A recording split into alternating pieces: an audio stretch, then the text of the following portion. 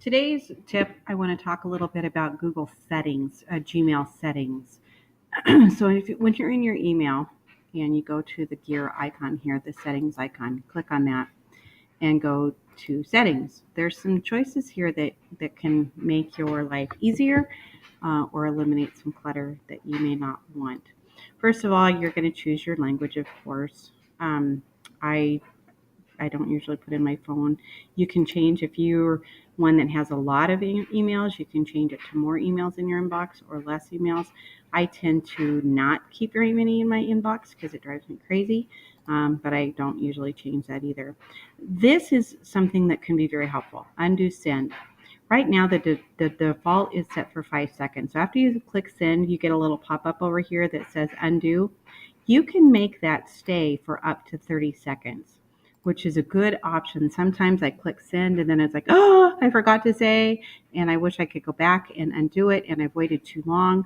So if you change that to 30 seconds, you have a little bit more time to undo the send. If you like that option, I think it's always a good option to have a little bit more time. It's a good idea to have your default reply just as reply.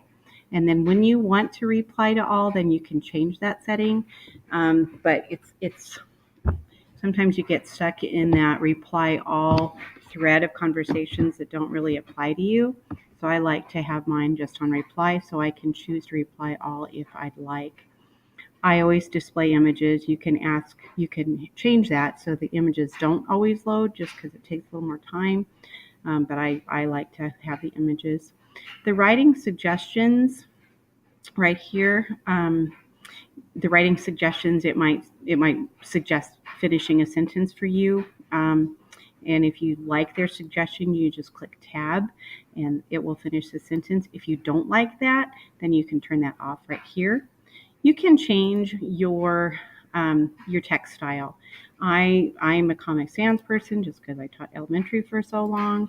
Normal is good. Sometimes I change it to large, just depending on my purpose. You can change your text color.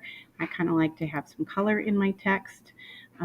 Or you can clear your formatting right here. So it gives you an example right here of what your text will look like if you like to change and customize that.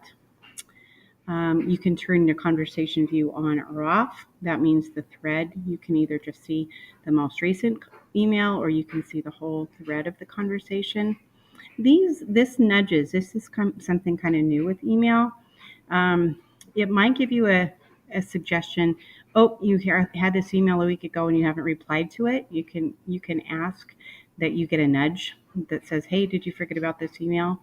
Or or an email to follow up on both of those. So if maybe you sent an email to somebody saying, "Hey, I need information about this before Tuesday's meeting." You might get a nudge that, oh, I haven't heard back from them. I need to nudge them again to find out.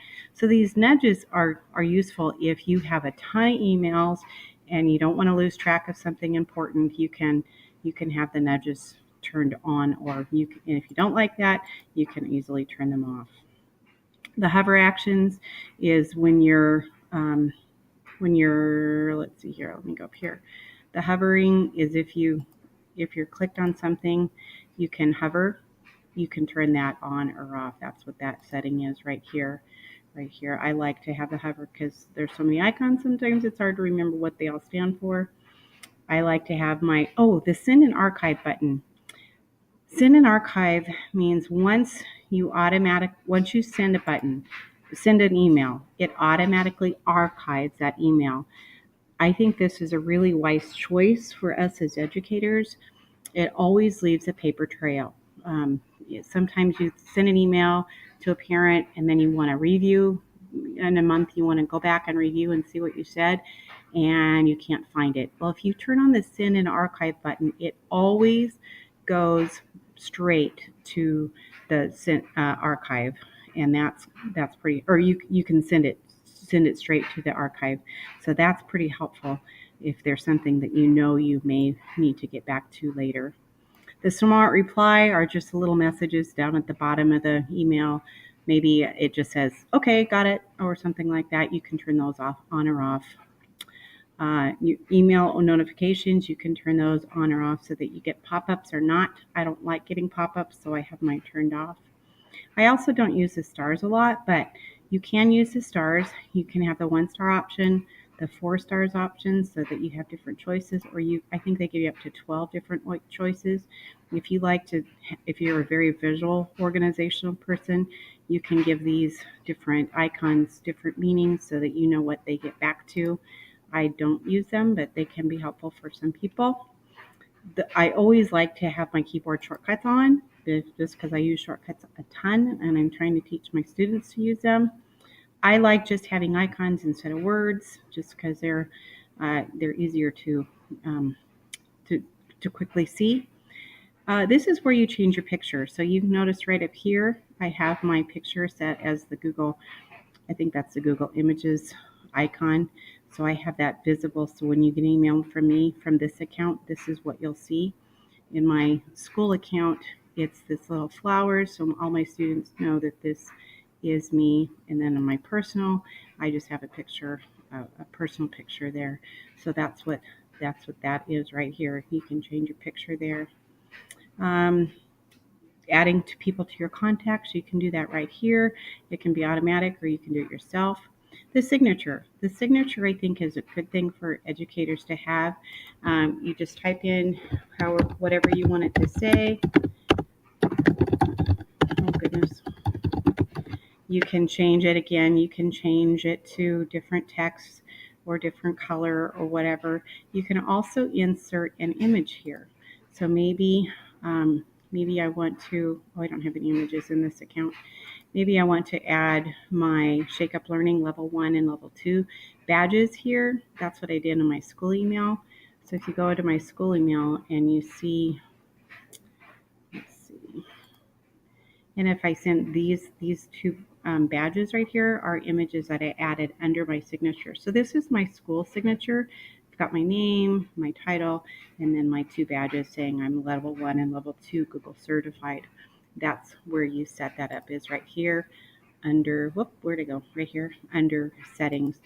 On this training video, I probably wouldn't have Mrs. Anderson. I would probably just would have my name, because this aren't going to be going to to students or parents. It's just going to teachers. This right here, insert the signature before the double line. So if you go back here, I don't know why this double line is here, but if you do it before the double dash, then your signature comes before the double dash right there.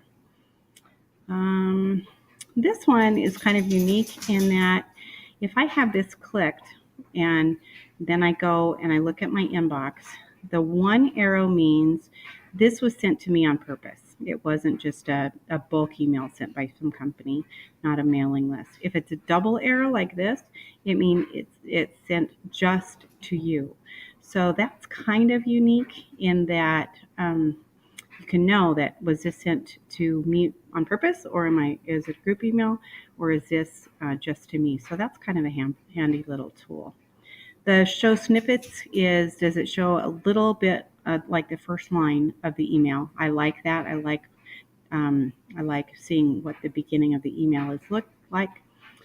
And the vacation responder, this is helpful for educators. If you don't want to be checking your emails all summer, you could say this is going to be off from June 1st. And then this is really great. They added this.